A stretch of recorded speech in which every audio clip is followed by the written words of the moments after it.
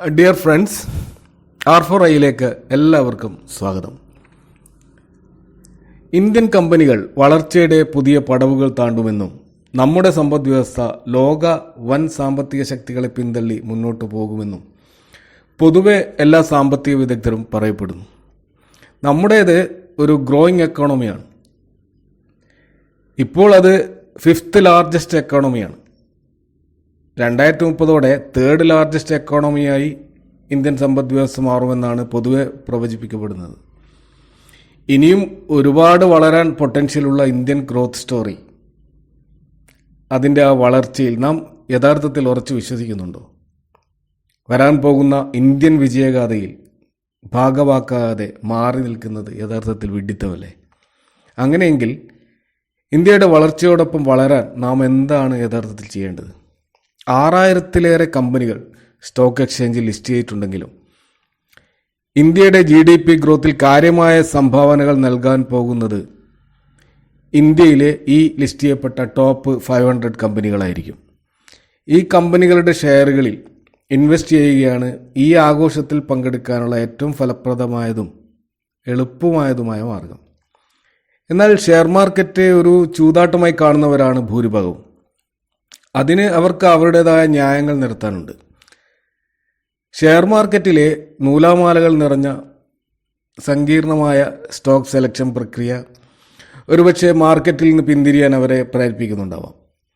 ചില ശക്തമായ സ്റ്റോക്കുകൾ നമ്മുടെ കൺമുന്നിൽ തകർന്നടിഞ്ഞില്ലാതായത് നമുക്ക് അനുഭവമുണ്ട്. പല സ്കാമുകളും മാർക്കറ്റിലെ ഇൻവെസ്റ്റേഴ്സിനെ കുത്തുപാളെ എടുപ്പിച്ച അനുഭവങ്ങളും ഇതൊക്കെ സൃഷ്ടിക്കുന്ന ഒരുതരം അങ്കാലാപ്പ് ആളുകളെ സ്റ്റോക്ക് മാർക്കറ്റിൽ നിന്ന് മാറി നിൽക്കാൻ പ്രേരിപ്പിക്കുന്നുണ്ടാവാം.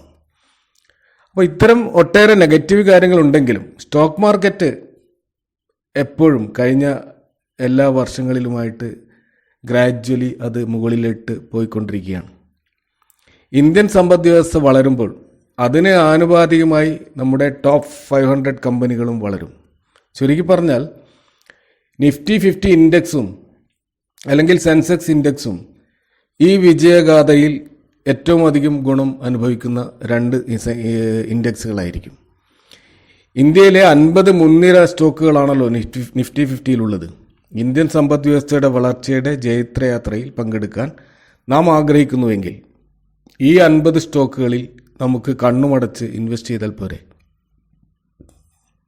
പ്രത്യേകിച്ച് നിഫ്റ്റിയിലെ 50 സ്റ്റോക്കുകൾ നാഷണൽ സ്റ്റോക്ക് എക്സ്ചേഞ്ചിൻ്റെ ഫ്രീ ഫ്ലോട്ട് മാർക്കറ്റ് ക്യാപ്പിൻ്റെ അടിസ്ഥാനത്തിൽ മറ്റ് പല മാനദണ്ഡങ്ങളുടെയും അടിസ്ഥാനത്തിൽ ഓരോ 6 മാസം കൂടുമ്പോഴും റീബാലൻസ് ചെയ്യാറുണ്ട്. അതായത് അതിൽ അണ്ടർ പെർഫോം ചെയ്യുന്ന കമ്പനികളെ അവർ 6 മാസം കൂടുമ്പോൾ ഈ 50 സ്റ്റോക്കുകൾ വിലയിരുത്തി അതിൽ നിന്ന് ഒഴിവാക്കേണ്ടവയെ ഒഴിവാക്കും. എന്നിട്ട് പുതുതായി ചേർക്കേണ്ടവയെ ചേർക്കും. ഇത് ഓരോ 6 മാസം കൂടുമ്പോഴും സ്റ്റോക്ക് എക്സ്ചേഞ്ച് കൃത്യമായി ചെയ്യുന്ന ഒരു പ്രക്രിയയാണ്. അതുകൊണ്ട് തന്നെ എപ്പോഴും ടോപ്പിൽ നിൽക്കുന്ന 50 കമ്പനികളായിരിക്കും നിഫ്റ്റി 50-ൽ ഉണ്ടാവുക. നമുക്കറിയാം, ഈ അടുത്ത കാലത്താണ് ഗെയിൽ എന്ന കമ്പനിയെ നിഫ്റ്റി 50-ൽ നിന്ന് ഒഴിവാക്കുകയും പകരം അദാനി എൻ്റർപ്രൈസസ് നിഫ്റ്റി 50-ൽ കയറിക്കൂടുകയും ചെയ്തത്. മറ്റൊരു കാര്യം, നമുക്കറിയാം, ഏതൊരു സ്റ്റോക്കും നമുക്ക് 100% അത് കാലാകാലങ്ങളിൽ സ്റ്റോക്ക് എക്സ്ചേഞ്ചിൻ്റെ ലിസ്റ്റിങ്ങിൽ ഉണ്ടാവുമെന്ന് നമുക്ക് പറയാൻ കഴിയില്ല. കാരണം ഏത് വലിയ കമ്പനികളും തകർന്നടിയാം, അത് എന്നേക്കുമായി ഇല്ലാതാകാം, ഡീലിസ്റ്റ് ചെയ്യപ്പെടാം. ആ സാധ്യത എപ്പോഴും മാർക്കറ്റിലുണ്ട്. ഇതാണ് സ്റ്റോക്ക് മാർക്കറ്റിൻ്റെ റിസ്ക് എന്ന് പറയുന്നത്. എന്നാൽ നമ്മുടെ നിഫ്റ്റി 50 ഇൻഡെക്സ് അതൊരിക്കലും ഇല്ലാതാവുകയില്ല. കാരണം ആ 50-ൽ ഒരു സ്റ്റോക്ക് അൺലിസ്റ്റ് ചെയ്യപ്പെട്ടാലും അതിന് പകരം മറ്റൊരു സ്റ്റോക്ക് അവിടെ വരും. അതുകൊണ്ട് തന്നെ നിഫ്റ്റി 50 ഇൻഡെക്സ് എപ്പോഴും സ്ഥായിയായ ഒരു ഉറച്ച ലിസ്റ്റിംഗ് ആയിരിക്കും. അത് എപ്പോഴും അവിടെ തന്നെ ഉണ്ടാവും. അപ്പോൾ അതുകൊണ്ട് തന്നെ നമുക്ക് 100% ഉറപ്പുള്ള ഒരു മേഖലയായിരിക്കും നിഫ്റ്റി 50 ഇൻഡെക്സ്, അല്ലെങ്കിൽ ഏത് ഇൻഡെക്സ് ആയാലും. ഇത്രമാത്രം സേഫായ ഈ 50 ഈക്വിറ്റി ഇൻവെസ്റ്റ്മെൻറ്റ് മാത്രം മതിയില്ലേ നമുക്ക് ഇന്ത്യയുടെ വിജയയാത്രയിൽ കൂടെ യാത്ര ചെയ്യാൻ? എന്നാൽ നമ്മളീ പറയുന്നത് പോലെ അത്ര ലളിതമാണോ ഈ കാര്യങ്ങൾ? നമുക്ക് നോക്കാം. നിഫ്റ്റിയിലെ 50 സ്റ്റോക്കുകൾ വാങ്ങാൻ നാം എത്ര പണം ചിലവാക്കി വേണ്ടി വരും? നിഫ്റ്റിയിലെ ഓരോ സ്റ്റോക്കിൻ്റെയും 2023 ജനുവരി 13 വരെ ട്രേഡ് ചെയ്ത വിലയുടെ ഒരു ലിസ്റ്റാണ് ഇവിടെ കൊടുത്തിരിക്കുന്നത്. ഈ പ്രൈസ് ലിസ്റ്റിൻ്റെ അടിസ്ഥാനത്തിൽ നിഫ്റ്റിയിലെ ഏറ്റവും അധികം മാർക്കറ്റ് ക്യാപ് വെയിറ്റേജ് ഉള്ള റിലയൻസ് മുതൽ ഇപ്പോൾ ഏറ്റവും കുറവ് വെയിറ്റേജ് ഉള്ള BPCL വരെ, അതായത് ഭാരത് പെട്രോളിയം കോർപ്പറേഷൻ ലിമിറ്റഡ് വരെയുള്ള സ്റ്റോക്കുകൾ നമ്മൾ ഓരോ ക്വാണ്ടിറ്റി വീതം വാങ്ങാൻ ഉദ്ദേശിക്കുകയാണെങ്കിൽ അതിന് മൊത്തം 1,15,203 രൂപ നാം ചിലവാക്കേണ്ടി വരും. അപ്പോൾ ഈ ഓരോ സ്റ്റോക്കുകൾ വാങ്ങുമ്പോഴും അതിൻ്റെ കൂടെ വരാൻ സാധ്യതയുള്ള ബ്രോക്കറേജ്, ഇനി 6 മാസം കൂടുമ്പോൾ നമ്മൾ വിൽക്കാൻ തീരുമാനിച്ചാൽ അപ്പോൾ വരാൻ സാധ്യതയുള്ള ബ്രോക്കറേജ്, മറ്റ് ചാർജുകൾ, ഇതൊക്കെ കൂടി നോക്കുമ്പോൾ ഈ എമൗണ്ട് ഇനിയും കൂടും. എന്നാൽ ഇങ്ങനെ മൊത്തം 50 സ്റ്റോക്കുകൾ വാങ്ങാതെ നിഫ്റ്റി 50 ഇൻഡെക്സ് ഒരു ക്വാണ്ടിറ്റി 190 രൂപയ്ക്ക് കിട്ടുകയാണെങ്കിൽ അത് വാങ്ങുന്നതും നമ്മൾ ഈ ഇൻഡെക്സിൽ ഈ ഓരോ സ്റ്റോക്കുകൾ വാങ്ങുന്നതും രണ്ടും ഒന്ന് തന്നെയല്ലേ? ഇന്ത്യയിലെ ലീഡിംഗ് ഫണ്ട് ഹൗസായ നിപ്പോൺ ഇന്ത്യയുടെ നിഫ്റ്റി 50 ETF അങ്ങനെ ഒരു ETF ആണ്. അതിനെയാണ് നിഫ്റ്റി ബീസ് എന്ന് വിളിക്കുന്നത്. ഇത് നമുക്കെല്ലാം അറിയാവുന്ന ഒരു കാര്യമാണ്. ഇത് മറ്റ് ലീഡിംഗ് AMCകളും, അതായത് മറ്റ് അസറ്റ് മാനേജ്മെൻറ്റ് മ്യൂച്വൽ ഫണ്ട് കമ്പനികളും നിഫ്റ്റി ETF ഇറക്കിയിട്ടുണ്ട്. എന്നാൽ നിഫ്റ്റി ETF നമ്മൾ ശ്രദ്ധിക്കേണ്ടത് അതിൽ നല്ല ലിക്വിഡിറ്റി ഉണ്ടായിരിക്കണം. അതായത് നമ്മളത് വിൽക്കാൻ തീരുമാനിച്ചാൽ വാങ്ങാൻ ആളുകളുള്ള ഒരു ഇൻഡെക്സ് ആയിരിക്കണം, ഒരു ETF ആയിരിക്കണം അത്. അപ്പോൾ നിഫ്റ്റി 50യെ നമ്മൾ അനുകരിക്കുമ്പോൾ മറ്റൊരു കാര്യം ശ്രദ്ധിക്കേണ്ടത് അതിൻ്റെ ട്രാക്കിംഗ് എററാണ്. അപ്പോൾ ട്രാക്കിംഗ് എറർ ഏറ്റവും കുറഞ്ഞതും ലിക്വിഡിറ്റി ഉള്ളതുമായ ഇൻഡെക്സ് ഇൻവെസ്റ്റേഴ്സിൻ്റെ ഏറ്റവും ഫേവറേറ്റായ ഒരു ETF ആണ് നിഫ്റ്റി ബീസ്. അപ്പോൾ നിഫ്റ്റി ബീസിൽ സിപ്പ് ഇൻവെസ്റ്റ്മെൻറ്റ് ചെയ്യണമെന്നാണ് എല്ലാവരും പറയാറ്. എന്നാൽ സിപ്പ് ചെയ്യുമ്പോൾ നമുക്കറിയാം, സിപ്പ് എന്ന് പറയുന്നത് സിസ്റ്റമാറ്റിക് ഇൻവെസ്റ്റ്മെൻറ്റ് പ്ലാനാണ്. അത് നമ്മൾ മാസത്തിൽ ഏതെങ്കിലും ഒരു ഫിക്സഡ് ഡേറ്റിൽ കൃത്യമായ ഒരു എമൗണ്ട് അടച്ചുകൊണ്ട് ഇങ്ങനെ വാങ്ങിക്കൊണ്ടിരിക്കുന്ന ഒരു രീതിയാണ് നമ്മൾ സിപ്പ് എന്ന് പറയുന്നത്.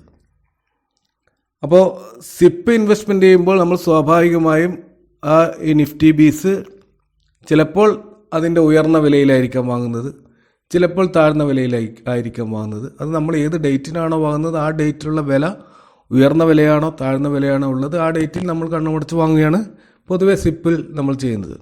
ഒരു ലോങ് ടേം ഇൻവെസ്റ്റ്മെൻ്റ് ആയതുകൊണ്ട് അങ്ങനെ വാങ്ങുന്നത് ഒരു കോസ്റ്റ് പ്രൈസ് ആവറേജ് എന്ന് പറയുന്ന ഒരു എഫക്റ്റ് കാരണം നമുക്ക് ഒരു ആവറേജ് വിലയിൽ നമുക്ക് എപ്പോഴും ഇത് വാങ്ങാൻ കഴിയും. അതായത് ഏറ്റവും ഉയർന്നതല്ല എന്നാൽ ഏറ്റവും താഴ്ന്നതല്ലാത്ത ഒരു ആവറേജ് വിലയിലായിരിക്കും നമുക്ക് ഈ ഇങ്ങനെ സിപ്പ് ചെയ്യുമ്പോൾ നമ്മളുടെ ഇൻവെസ്റ്റ്മെൻറ്റ് മൊത്തത്തിലുണ്ടാവുക. എന്നാൽ നമ്മൾ ആലോചിച്ച് നോക്കുക, താഴ്ന്ന വിലയിൽ മാത്രം നമ്മൾ ഈ നിഫ്റ്റി ബീസ് വാങ്ങുകയാണെങ്കിൽ നമുക്ക് കുറച്ചും കൂടി നല്ല റിട്ടേൺ കിട്ടാൻ സാധ്യത ഉണ്ടാവില്ലേ?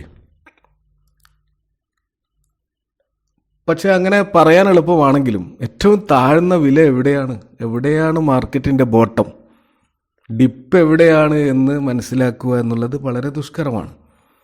ഈവൻ വലിയ ഇൻവെസ്റ്ററായ വാരൻ ബഫറ്റ് പോലും ഡിപ്പ് പ്രവചിക്കാനാവില്ല. അങ്ങനെ ഒരു മാർക്കറ്റ് അനലിസ്റ്റ് ഇതുവരെ ഈ ലോകത്ത് ഉണ്ടായിട്ടില്ല. എന്നാൽ നിഫ്റ്റിയുടെ ചാർട്ടുകൾ നോക്കിയാൽ നമുക്ക് മനസ്സിലാവും, പല സന്ദർഭങ്ങളിലും മാർക്കറ്റ് താഴേക്ക് വരികയും പിന്നീട് തിരിച്ചു കയറുകയും ചെയ്യുന്ന ഒരു സിഗ്സാഗ് ചാർട്ട് നമുക്ക് എപ്പോഴും കാണാൻ കഴിയും. മുകളിലേക്ക് പോകുമ്പോഴും അത് ഉയർച്ച താഴ്ചകൾ സൃഷ്ടിച്ചുകൊണ്ടാണ് മുകളിലേക്ക് പോവുക. ഉദാഹരണത്തിന് കഴിഞ്ഞ വർഷത്തെ ചാർട്ട് തന്നെ നോക്കാം. നിഫ്റ്റി ബേസിൽ ഓരോ മാസവും 1-ാം തീയതി നമ്മൾ സിപ്പ് ചെയ്യുമ്പോൾ നാം വാങ്ങുന്ന പോയിന്റുകൾ നോക്കുക. ഇവിടെ മാർക്ക് ചെയ്ത സ്ഥലങ്ങളാണ് 1-ാം തീയതി. അവിടെ നാം വാങ്ങുന്നത് പലപ്പോഴും ഉയർന്ന വിലയിലായിരിക്കും, എന്നാൽ ചില പോയിന്റിൽ താഴ്ന്ന വിലയിലും വാങ്ങിയിട്ടുണ്ടാവാം. എന്നാൽ ആ ഡിപ്പ് പോയിന്റ് മാത്രമാണ് നാം വാങ്ങുന്നതെന്ന് കരുതുക. അങ്ങനെ ആകുമ്പോൾ നമ്മുടെ ആവറേജ് ബൈ പ്രൈസ് സിപ്പ് ചെയ്യുമ്പോൾ സംഭവിക്കാവുന്ന ആവറേജ് ബൈ പ്രൈസിനേക്കാൾ താഴെയായിരിക്കില്ലേ? എന്നാൽ നമ്മൾ പലപ്പോഴും ചോദിക്കുന്ന ചോദ്യമുണ്ട്, ഡിപ്പ് എങ്ങനെ കണ്ടെത്തുമെന്നുള്ളതാണ്. 100% ആക്യുറേറ്റ് ഡിപ്പ് കണ്ടെത്താനാകില്ലെങ്കിലും അതിനടുത്തോ അതിന് ചുറ്റിപ്പറ്റിയോ ഒരു ബൈയിങ് സോൺ നമുക്ക് കണ്ടെത്താൻ കഴിയും. അങ്ങനെ കണ്ടെത്താൻ കഴിയുന്ന ചില ഇൻഡിക്കേറ്റേഴ്സ് ഉണ്ട്. ഉദാഹരണത്തിന് RSI എന്ന് പറയുന്നത് അങ്ങനെ ഒരു ഇൻഡിക്കേറ്ററാണ്, റിലേറ്റീവ് സ്ട്രെങ്ത് ഇൻഡെക്സ് എന്ന് പറയും. ഈ RSIക്ക് 2 സോണുണ്ട്. ഒന്ന് ഓവർ ബോട്ട് സോണും ഒന്ന് ഓവർ സോൾഡ് സോണും.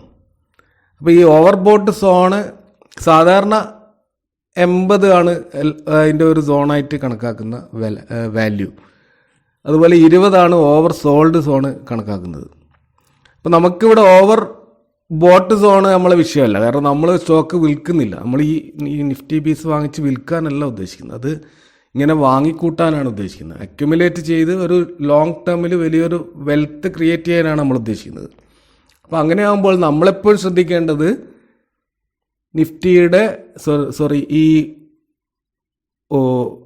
അതായത് ഉള്ള വാല്യൂവിനാണ് നമ്മൾ പ്രാധാന്യം കൊടുക്കേണ്ടത്. അപ്പോൾ ഞാനിവിടെ 30 ആണ് ഓവർ സോൾഡ് വാല്യൂ ആയിട്ട്, 30ൽ താഴെ വന്നാൽ അത് ഓവർ സോൾഡായിട്ട് കണക്കാക്കി വാങ്ങണമെന്നാണ്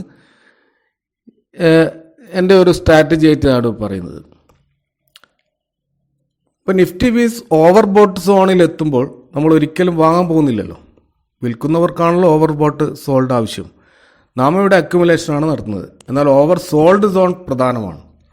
30ൽ താഴെ നിഫ്റ്റി ബീസ് വരുമ്പോൾ അത് ഓവർ സോൾഡ് സോണായി കണക്കാക്കി നാം അത് ഒരു ഡിപ്പാണെന്ന് ഒരു അനുമാനത്തിലെത്തുന്നു. ഇത് 100% ഡിപ്പായിരിക്കണമെന്നില്ല, പക്ഷേ നമ്മൾ ഒരു അനുമാനമാണ്. എന്തായാലും അതൊരു താഴ്ന്ന വിലയാണ് എന്ന് നമുക്ക് ഉറപ്പിച്ച് പറയാം. ആ സമയത്ത് നമ്മൾ ശ്രദ്ധിച്ചാൽ മതി, ഈ RSI 30ലൊക്കെ എത്തുമ്പോൾ നമുക്ക് ന്യൂസുകൾ നിങ്ങൾ ശ്രദ്ധിക്കുകയാണെങ്കിൽ മനസ്സിലാവും. ആ സമയത്ത് നിഫ്റ്റി തകർന്നടിഞ്ഞതിൻ്റെ ന്യൂസായിരിക്കും 4 ഭാഗത്തും കേൾക്കുക. ആളുകൾ പാനിക്കായി ഈക്വിറ്റിയിൽ നിന്ന് അകന്നു നിൽക്കും. 4 ഭാഗത്തും ചോരപ്പുഴകൾ ഒഴുകുകയായിരിക്കും. അപ്പോൾ RSI 30ൽ താഴെയായിരിക്കും എന്ന് 100% ഉറപ്പാണ്. ഈ RSI ചാർട്ടിൽ പല പ്രാവശ്യം 30ൽ തൊട്ട് നിൽക്കുന്നത് നമുക്ക് ഈ ചാർട്ടിൽ കാണാൻ പറ്റും. ആ സമയത്ത് നിഫ്റ്റി ബീസിൻ്റെ വിലയും താഴോട്ട് വന്നതായി കാണാം. അപ്പോൾ മാർക്കറ്റ് ഭയന്ന് വിറച്ച് നിൽക്കുന്ന ഒരു സമയമാണത്. അതായത് ഓൾ ആർ ഫിയർഫുൾ. എല്ലാവരും ഭയമാണ് മാർക്കറ്റിൻ്റെ വികാരം. ഇവിടെയാണ് നാം നിഫ്റ്റി ബേസിൽ ലംസം ഇൻവെസ്റ്റ്മെൻറ്റ് ചെയ്യേണ്ടത്. ചിലപ്പോൾ 30ൽ താഴെ ദിവസങ്ങളോളം നിന്നെന്ന് വരാം, മാസങ്ങളോളം നിന്ന അനുഭവങ്ങളുണ്ട്. എന്നാൽ നമ്മളൊരിക്കലും ഈ 30ൽ താഴെ വന്ന് എന്ന് കരുതി എല്ലാ ഇൻവെസ്റ്റഡ് ക്യാപിറ്റലും എടുത്തിട്ട് നിഫ്റ്റി ബീസ് വാങ്ങാൻ പാടില്ല. നമ്മളവിടെ നമ്മുടെ ക്യാപിറ്റലിനെ ഒരു 3 എങ്കിലും വിഭജിക്കണം. എന്നിട്ട് ആദ്യത്തെ ഭാഗം ഉപയോഗിച്ചിട്ടാണ് നമ്മൾ ഈ നിഫ്റ്റി ബീസ് വാങ്ങേണ്ടത്. അതിനുശേഷം നിഫ്റ്റി ബേസ് താഴ്ന്ന് 25ലെത്തിയെന്ന് കരുതുക. അങ്ങനെയാണെങ്കിൽ നമുക്ക് രണ്ടാമത്തെ ഭാഗവും അവിടെ ഉപയോഗിക്കാം. അതിലും താഴ്ന്ന് 20ൽ താഴെ എത്തിക്കഴിഞ്ഞാൽ അത് ശരിക്ക് മാർക്കറ്റ് വൻ തകർച്ചയിലേക്ക് പോയതിൻ്റെ ഒരു സൂചനയായിരിക്കും. ആ സമയത്ത് നമുക്ക് എന്ത് ചെയ്യാം, ഒരു ബൈങ് കൂടി നടത്താം. അപ്പോൾ ഇത്തരം അവസരങ്ങൾ എപ്പോഴും ഉണ്ടാവില്ല. 20ൽ താഴെ 15, 10ലേക്കൊക്കെ പോകാൻ തന്നെ വളരെ അപൂർവ സന്ദർഭങ്ങളായിരിക്കും. അതൊക്കെ ഇയർലി സംഭവിക്കണമെന്നൊന്നുമില്ല. അപ്പോൾ ഈ 30ൽ താഴെ 20ൽ താഴെ ഒക്കെ വരുന്നത് വളരെ റെയർ ആയിട്ടുള്ള അവസരങ്ങളായിരിക്കും. ചിലപ്പോൾ ഒരു വർഷത്തിൽ 1, 2 പ്രാവശ്യം അല്ലെങ്കിൽ 3 പ്രാവശ്യം നമുക്ക് അങ്ങനെ ഒരു അവസരം കിട്ടാറുള്ളൂ. അപ്പോൾ ഈ ബൈ ഓൺ ഡിപ്പ് എന്ന ഇൻവെസ്റ്റ്മെൻറ്റ് രീതി പിന്തുടർന്ന് നമ്മൾ ആ സമയത്ത് നിഫ്റ്റി അക്യുമുലേറ്റ് ചെയ്യുന്നത് ഒരു സേഫ് ആയിട്ടുള്ള ഇൻവെസ്റ്റ്മെൻ്റ് ആണെന്ന് 100% നമുക്ക് ഉറപ്പിച്ച് പറയാൻ കഴിയും. ഹൈ റിട്ടേൺ ഉണ്ടാകാൻ തീർച്ചയായും നമ്മെ അത് സഹായിക്കും. കാരണം നമുക്കറിയാം നിഫ്റ്റി ബീസ് അല്ലെങ്കിൽ നിഫ്റ്റി ഇൻഡെക്സ് ഒരിക്കലും ഡീലിസ്റ്റ് ചെയ്യപ്പെടാൻ പോകാത്ത, ഒരിക്കലും സ്റ്റോക്ക് മാർക്കറ്റിൽ എടുത്തെറിയപ്പെടാൻ സാധ്യതയില്ലാത്ത ഒരു സാധനമാണ് നിഫ്റ്റി ബീസ് അല്ലെങ്കിൽ നിഫ്റ്റി 50 ഇൻഡെക്സ്. അങ്ങനെ വലിയ അധ്വാനമില്ലാതെ നമുക്ക് ഇന്ത്യയുടെ ഈ ഗ്രോത്ത് സ്റ്റോറിയിൽ പങ്കാളികളാവാൻ കഴിയും. ഈ സ്ട്രാറ്റജി പക്ഷേ ഇവിടെ ഈ അക്യുമുലേറ്റ് ചെയ്യുന്ന ഈ ഒരു സ്ട്രാറ്റജി സ്റ്റോക്കുകളിൽ വിജയിക്കണമെന്നില്ല. കാരണം സ്റ്റോക്കുകളുടെ വില താഴേക്ക് വരുന്നത് അതിൻ്റെ ഫണ്ടമെൻ്റൽസിൻ്റെ കുഴപ്പമാണെങ്കിൽ ആവറേജ് ചെയ്യുന്നത് വെറും വിഡിത്തമായിരിക്കും. വളരെ അപകടകരമായ ഒരു പ്രവണതയായിരിക്കും അത്. അതുകൊണ്ട് നിഫ്റ്റി ബേസിൻ്റെ ഈ ഒരു അക്യുമുലേഷൻ സ്ട്രാറ്റജി അത് കൃത്യമായിട്ട് നമ്മളിങ്ങനെ വാങ്ങിക്കൂട്ടുന്ന ഈ ഒരു രീതി നമ്മൾ കൃത്യമായി പിന്തുടർന്നാൽ നല്ലൊരു വെൽത്ത് നമുക്ക് ഭാവിയിൽ ക്രിയേറ്റ് ചെയ്യാൻ പറ്റും. വളരെ സേഫായിട്ടുള്ളൊരു ഇൻവെസ്റ്റ്മെൻ്റ് ആയിരിക്കും അത്. Thank you for watching. മറ്റൊരു വീഡിയോയുമായി നമുക്ക് വീണ്ടും കാണാം.